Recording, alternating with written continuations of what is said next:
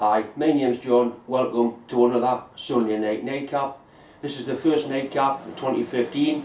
It's actually nightcap number 52, which means I've done one a week for a year. Hopefully I can do one every week for the next year, because I do enjoy doing them. In tonight's nightcap, I've got a little bit of news about Debs, my wife. There's some Joe here come in a nice package. This one's actually come from Anchorage, Alaska. I've also got a cat to repair for a job at work. It's actually an old Toyota sports car. The flange is corroded off. The cat's in good condition apart from that, so I'll make a flange and weld it on.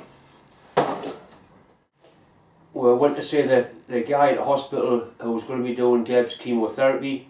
Deb's recovering very well after her surgery. Naturally she's still a little bit sore.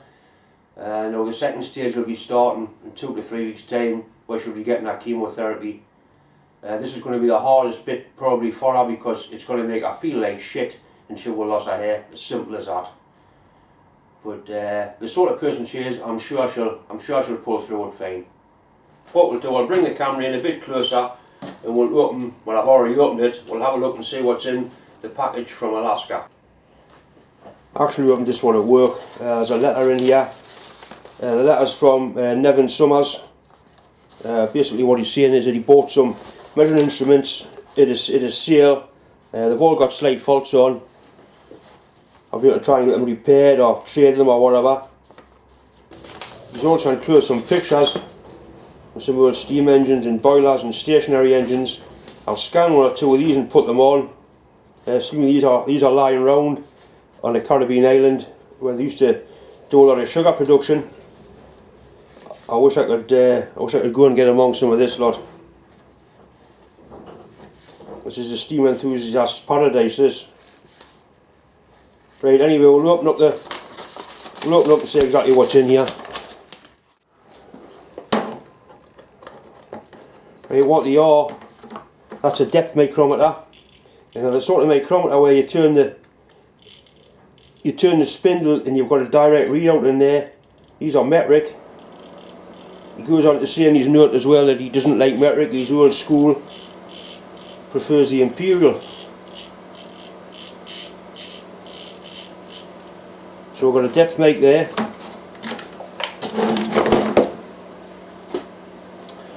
I've got a friend Bob who's excellent with repairs on this sort of stuff. That's an internal mic, and that one's locked up for some reason.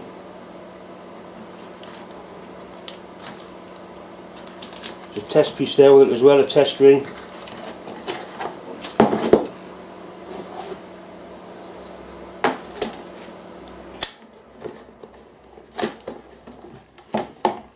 And that digital depth mic there. And a set of rods. That one, the counter's going round, but the spindle's not coming out.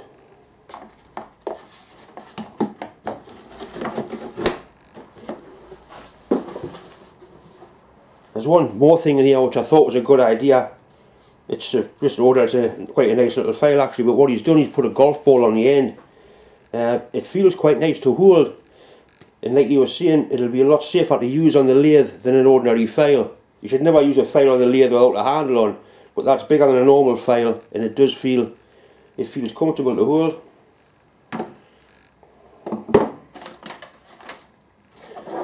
This is the exhaust I've got to repair. You can see there's not a great lot left of that flange, so I'll be cutting that off. I'll make another flange and weld it on. But I'll have to make a jig first to keep it all in line. You can't just cut that off and hope to weld it on and get it right. So I'll make a jig, cut it off, make a new flange and weld it on.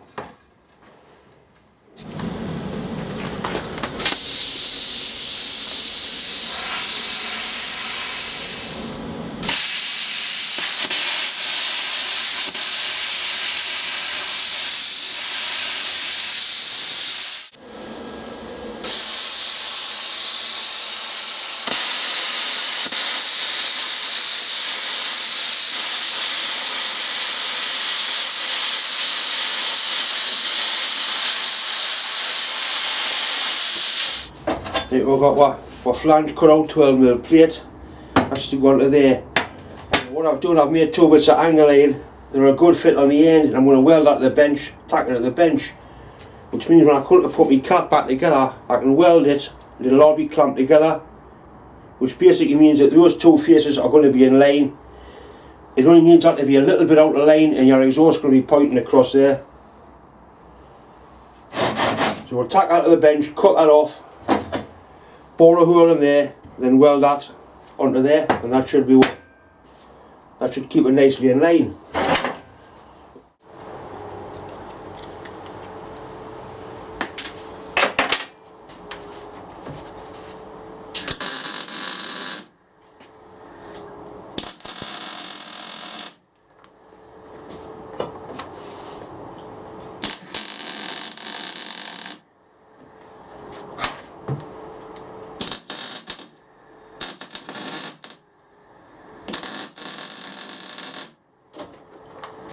Oh, we need some decent tacks, it doesn't need to be ridiculous.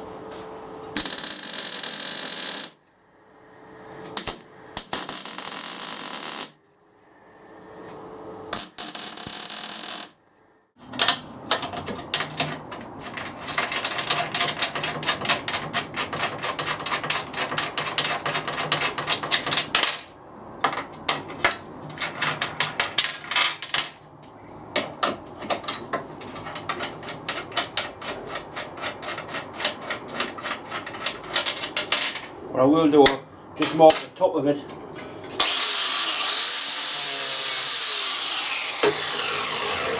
Just so we get it back right up.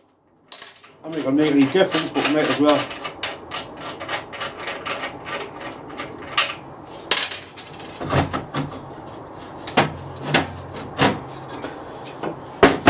So that's my little temporary jig. Once I finish, we'll just cut them tack welds off.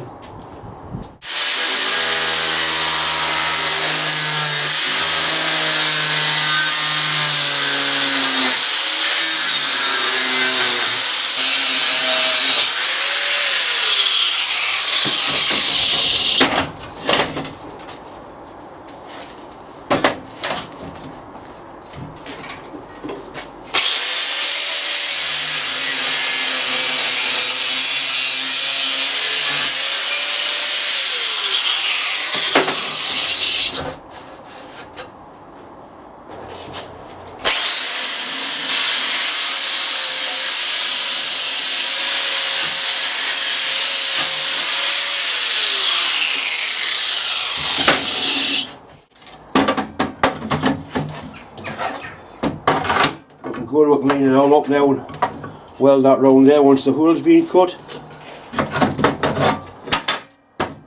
It's cleaned up quite nice the end. It's actually been welded. It's actually stainless steel weld on there, so I'll weld it with a stainless rod.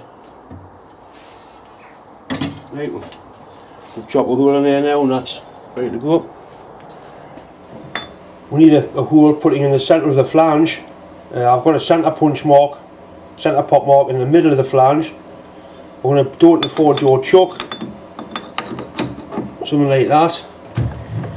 The quickest way to centralise it is to just put the tailstock centre into the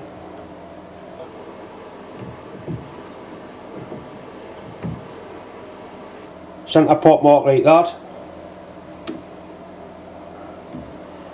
Line it up in the chuck and just nip the jaws up. All you do is gently nip the chuck up and it's touching like that.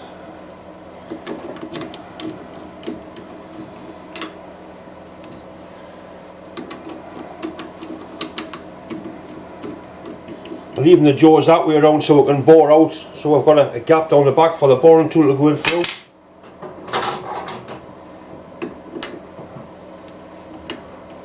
Nip each one up opposite. Now what you could do, you could put a wiggle bar between there and put a clock gauge on just to see how near it actually is. This is spring loaded. Goes into your centre mark there, into your tailstock centre, little bit of weight on, and you can spin that, and you put a clock gauge on there, and you can dial it in dead accurate. But for an exhaust flange, I think it's plenty near enough. And put a drill through there and then bore it out to size. When you have chuck jaws sticking out like this, you've got to make sure you've got clearance between the chuck jaw and the carriage, which we have.